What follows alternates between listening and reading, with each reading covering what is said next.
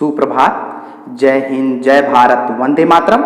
मैं सहायक अध्यापक सुरेंद्र कुमार, जिला अंबेडकर नगर से आप सभी सम्मानित शिक्षक शिक्षिकाओं और प्रिय देशवासियों का अपने शैक्षिक विज्ञान और तकनीकी यूट्यूब चैनल पर हार्दिक स्वागत और अभिनंदन करता हूं।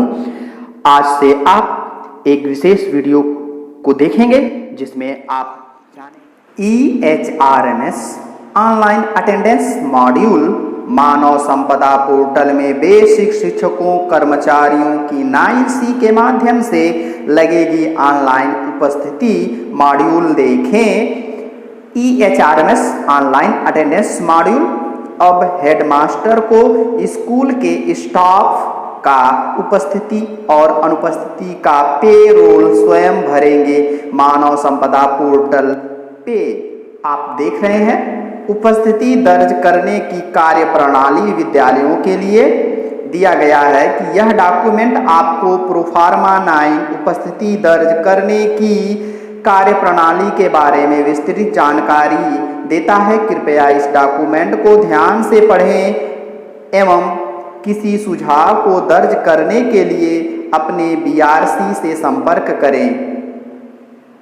नोट, आइए देखते हैं। कृपया उन सभी कर्मचारियों का डाटा सही भरें जिन्होंने पहले से ही अवकाश के लिए आवेदन किया है और उनका अवकाश स्वीकृत हो चुका है, या फिर ऐसे कर्मचारी जिन्होंने अवकाश के लिए आवेदन किया है लेकिन उनका अवकाश अस्वीकृत हो गया है, या जिन्होंने अवकाश का आवेदन नहीं किया है और वे अवकाश पर चले गए हैं। जिन कर्मचारियों ने कोई भी अवकाश नहीं लिया है और वे माह के सभी दिन उपस्थित रहे हों, उन सभी कर्मचारियों का अटेंडेंस डाटा नहीं भरना है। नोट 2, प्रत्येक माह का अटेंडेंस डाटा लॉक हो जाने के बाद किसी भी प्रकार का परिवर्तन नहीं किया जा सकेगा। इसलिए डाटा को लॉक करने से पहले अच्छी तरह जांच लें, उसके बाद ही लॉक करें। पॉइंट 3, किसी माह में अगर कोई भी कर्मचारी अनुपस्थित ना हुआ हो तो भी आप उस माह का अटेंडेंस डाटा लॉक करेंगे। नीचे दिए गए निर्देशों को ध्यान से पढ़ें। यह आपको स्टेप बाय स्टेप उपस्थिति दर्ज करने की प्रक्रिया को समझाता है। स्टेप 1, आप EHRMS ID का उपयोग करके मानव संपदा पोर्टल पर लॉगिन करें।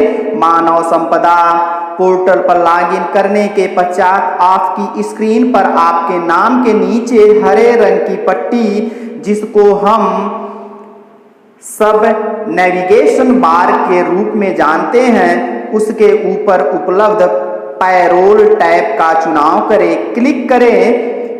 इस टैब पर क्लिक करने के पश्चात एक ड्रॉप डाउन खुलेगा जिसमें बेसिक एजुकेशन पैरोल नाम का एक लिंक दिखाई देगा। उस लिंक को क्लिक करें। ड्रॉप डाउन मेनू के लिंक पर क्लिक करने के पश्चात आप एक नए पेज पर चले जाएंगे जो कि नीचे दर्शाए गए चित्र की तरह दिखाई देगा। आइए देखते हैं। आपको इस तरीके से जब EHRMS मानव संपदा पोर्टल पर आप लॉगिन करेंगे, लॉगिन करने के पश्चात आपका नेविगेशन बार जब आप देखेंगे, वहां पर आपको पैरोल नामक आपके पास टैब दिखेगा। उस टैब पर क्लिक करते ही आपको ऑरेंज रंग का जो दिखेगा उसमें सैलरी स्लिप, और जो ग्रीन रंग का है वो अटेंडेंस। सैलरी स्लिप प्रिंट कर सकते हैं यहां से, और ग्रीन पार्ट से कर्मचारियों की उपस्थिति दर्ज करें। पैरोल डैशबोर्ड इस तरीके से आपके सामने खुलेगा। स्टेप 2 अब देखते हैं। इस पेज पर आपको 2 नए टैब दिखाई देंगे जो कि निम्नलिखित हैं, सैलरी स्लिप, अटेंडेंस, उपस्थिति। इन 2 उपलब्ध टैब में से आपको अटेंडेंस टैब का चुनाव करना है। इस टैब को क्लिक करते ही आपके अटेंडेंस डैशबोर्ड पर चले जाएंगे, जो कि नीचे दर्शाए गए चित्र की तरह दिखाई देगा। अब आपके सामने देख रहे हैं कि आपके सामने इस तरीके से अटेंडेंस मेनू खुलकर आ जाएगा। इसमें दो चीजें दिखाई देगी, फिल अटेंडेंस और लॉक अटेंडेंस डाटा। अटेंडेंस भरे, फिल अटेंडेंस यहाँ से आप देख रहे हैं भरा जा सकता है, और यहाँ से अटेंडेंस डाटा लॉक करें, लॉक अटेंडेंस डाटा यहाँ से कर सकते हैं। आगे स्टेप 3 को हम देखेंगे। स्टेप 3 के उपरोक्त चित्र में दो टैब दर्शाए गए हैं, जिनका उपयोग एक एक करके करना है। इन दोनों टैब में से आपको सबसे पहले फिल अटेंडेंस टैब का चुनाव करना है। इस टैब का चुनाव करने से आप अपने विद्यालय के सभी कर्मचारियों की उपस्थिति अनुपस्थिति का डाटा भर पाएंगे।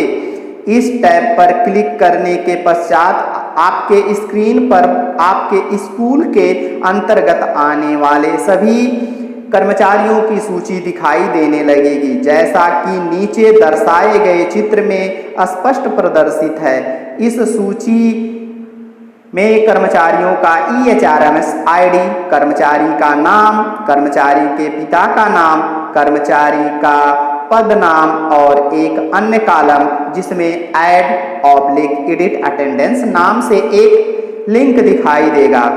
इस लिंक पर क्लिक करने के पश्चात आप उन कर्मचारियों की उपस्थिति का डाटा भर पाएंगे जिसको आपने चुना है।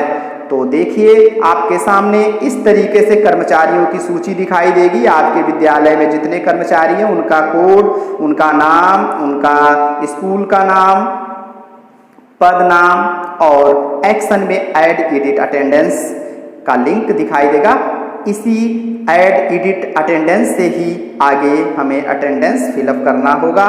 स्टेप 4, उपरोक्त में बताए गए लिंक पर क्लिक करने के पश्चात आप एक नए पेज पर चले जाएंगे, जहां आपको उपस्थिति दर्ज करने से संबंधित विभिन्न विकल्प मिलेंगे, जिनका उपयोग करके आप किसी भी कर्मचारी की उपस्थिति या अनुपस्थिति दर्ज कर पाएंगे। नीचे प्रदर्शित चित्र में सभी विकल्प साफ साफ और स्पष्ट रूप से दिखाई दे रहा है, जो कि आपको उपस्थिति से संबंधित डाटा भरने में सहायक होगा।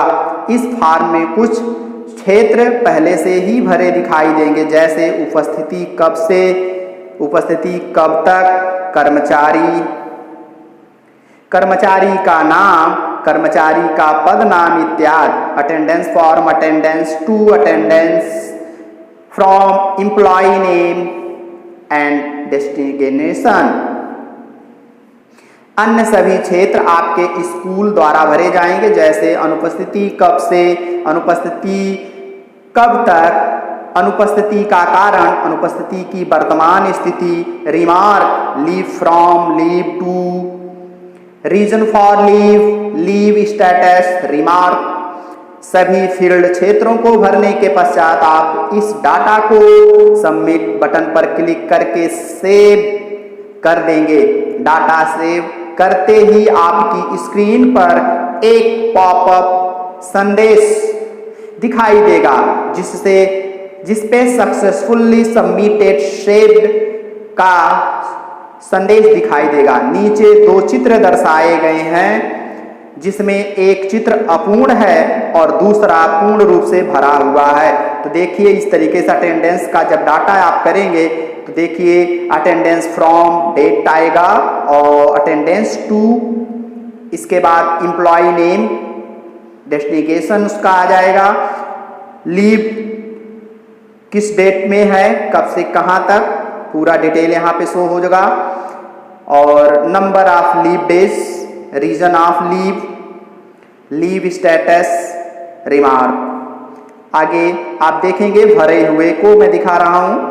देखिए ये डाटा भरा हुआ एक है, जिसमें आप उपस्थिति दर्ज करने का फॉर्म ही है, जिसमें आप अटेंडेंस देख रहे हैं, डेट दिया गया है, कब से कब तक, एम्प्लॉय नेम, लीव का डाटा भरा हुआ है, कब से कब तक, और नंबर ऑफ लीव डेज दिया गया है, रीजन लीव का बताया गया है, और लीव स्टेटस कैसा है, रिमार्क में जो भी आप उचित समझे वहाँ मार्क कर सकते हैं। इस प्रकार के सबमिट पे आप उपस्थिति डाटा भरने के बाद सबमिट बटन पर क्लिक कर देंगे। स्टेप 5, उपरोक्त उपस्थिति का डाटा सेव करने के पश्चात आपको इस बात को सुनिश्चित करेंगे कि जो डाटा आपके द्वारा भरा गया है वो डाटा मानव संपदा पोर्टल पर सेव हुआ है या नहीं। इसके लिए आप अटेंडेंस फील्ड टैब पर क्लिक करेंगे। इस टैब पर क्लिक करते ही आपके द्वारा भरा गया उपस्थिति से संबंधित डाटा दिखाई देने लगेगा, जिसको आप नीचे दिए गए चित्र से समझ सकते हैं। इस टेबल के अंदर आपके द्वारा भरा गया डाटा उपलब्ध होगा और अगर आपने गलती से किसी दूसरे कर्मचारी का उपस्थिति डाटा भर दिया है तो आप डिलीट बटन का उपयोग करके उक्त कर्मचारी की उपस्थिति डाटा डिलीट कर पाएंगे। नोट, अटेंडेंस फील्ड टैब तभी दिखाई देगा जब आपने किसी निश्चित माह में उपस्थिति से संबंधित डाटा भरा होगा। आगे देखिए, इस तरीके से आपको पूरा डाटा दिखेगा। मैसेज ट्रेनिंग अटेंडेंस फील्ड, जिस कर्मचारी का डाटा भरा जा चुका होगा वो यहाँ दिखाई देगा। आप इस तरीके से डाटा देखेंगे, पूरा डिटेल आपको शो करेगा। अभी जो डाटा हमने भरना सिखाया, एक्शन कॉलम के नीचे आपको डिलीट का एक बटन भी दिखाई देगा, जिसका उपयोग करके आप किसी कर्मचारी की उपस्थिति डाटा डिलीट कर पाएंगे अगर गलती हो गई हो या सुधार करना चाहते हैं तो। स्टेप 6, सभी कर्मचारियों का उपस्थिति डाटा भरने के पश्चात आपको वापस अटेंडेंस डैशबोर्ड पर आना है। वापस आने के पश्चात आपको लॉक अटेंडेंस डाटा टैब का चुनाव करना है, जो कि नीचे प्रदर्शित चित्र में दिखाई देगा। पुनः आपको फायरोल पर आएंगे तो फिल अटेंडेंस आप क्लिक करेंगे तो वहां पर 2 ऑप्शन आएगा, फिल अटेंडेंस और लॉक अटेंडेंस डाटा। तो आप लॉक अटेंडेंस डाटा पर आएंगे। आगे देखिए क्या करना है। स्टेप 7, उपरोक्त लॉक अटेंडेंस डाटा टैब पर क्लिक करने के पश्चात आप एक नए पेज पर आ जाएंगे, जहां आपके द्वारा भरा गया कर्मचारियों का अटेंडेंस डाटा उपलब्ध होगा। यहां कर्मचारियों के डाटा के नीचे एक लॉक का बटन दिखाई देगा, जिसका उपयोग करके आप उस माह से संबंधित उपस्थिति डाटा लॉक को कर देंगे। इस तरीके से आपके सामने लॉक एम्प्लॉय अटेंडेंस का पूरा डिटेल खुल कर आएगा। वहां से आपको लॉक करना होगा और कर्मचारियों का अटेंडेंस डाटा यहां से लॉक बटन नीचे दी गई है, वहां पर क्लिक करते ही लॉक हो जाएगा। लॉक बटन पर क्लिक करने के पश्चात बटन दिखाना बंद हो जाएगा और आपके द्वारा लॉक किया गया फाइल डाटा आपकी स्क्रीन पर दिखाई देने लगेगा, जैसा कि आप नीचे दिए गए चित्र में देख सकते हैं। तो चलिए, इस तरीके से आपको दिखाई देगा।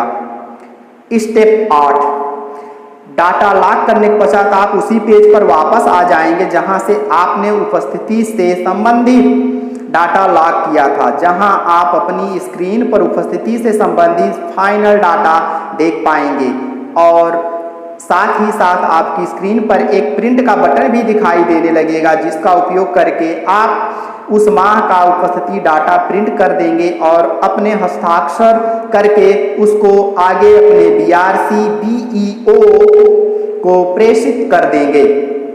देख रहे हैं, उपस्थिति का फाइनल डाटा आपको इस तरीके से दिखाई देगा, जिसमें आप देख रहे हैं ये पूरे टीचर्स के डिटेल्स होंगे और कितने उन्होंने लीव ली, कितना उनकी उपस्थिति है, कब से कब तक, डाटा पूरा यहाँ पर शो करेगा और इस तरीके से फाइनल डाटा हो जाएगा। इसी का प्रिंट लेकर आपको प्रिंट ऑप्शन आप यहाँ पर देख रहे हैं, यहाँ से प्रिंट करके इसे BEO या अपने BRC पर आप प्रेषित करेंगे। स्टेप 9, प्रिंट बटन का उपयोग करके आप अटेंडेंस भेजने के प्रारूप को प्रिंट कर लेंगे और उसको ब्लॉक स्तर के अधिकारी को अपने हस्ताक्षर करने के पश्चात प्रेषित कर देंगे। इसमें नीचे दिए गए चित्र में विद्यालय से संबंधित अधिकारी का नाम, उसका पद नाम, प्रिंट करने की तारीख एवं हस्ताक्षर करने का स्थान उपलब्ध होगा।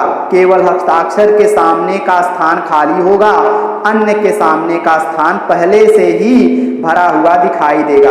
फाइनल उपस्थिति रिपोर्ट प्रोफार्मा 9 आप देख रहे हैं, इस तरीके से आपका प्रोफार्मा 9 दिखेगा। आप बेसिक एजुकेशन डायरेक्टरेट आप देख रहे हैं, स्कूल का नाम होगा, ब्लॉक का नाम होगा और पूरी डिटेल इस पे शो करेगा। और इस तरीके से आप यहाँ देखिए, यहाँ फुल नेम, यहाँ सिग्नेचर केवल छुट्टी होगी हेडमास्टर जी का, बाकी सब कुछ ऑलरेडी ही सब भरा होगा। तो यहाँ से आप इसका प्रयोग करके साइन करके बीईओ या अधिकारी के पास प्रेषित करना होगा। यहाँ पर विद्यालय द्वारा अटेंडेंस भरने की पूरी प्रक्रिया समझाई गई है। किसी भी प्रकार की असुविधा होने पर संबंधित अधिकारी बीईओ से संपर्क करें। तो आपने देखा इस तरीके से 1 से लेके 9 स्टेप में मानव संपदा EHRMS से टीचर्स की अटेंडेंस किस प्रकार से लगेगी, इससे संबंधित ये पूरी वीडियो है। फायरोल मॉड्यूल के द्वारा आपका अटेंडेंस प्रोफार्मा 9 के द्वारा भरा जाएगा। तो मेरा प्रयास रहा कि किस प्रकार से हमें प्रोफार्मा 9 का प्रयोग करके EHRMS पोर्टल के द्वारा मॉड्यूल, प्रोफार्मा मॉड्यूल, फायरोल मॉड्यूल के माध्यम से कैसे भरे जाएंगे, इससे संबंधित ये मेरी पूरी जानकारी है।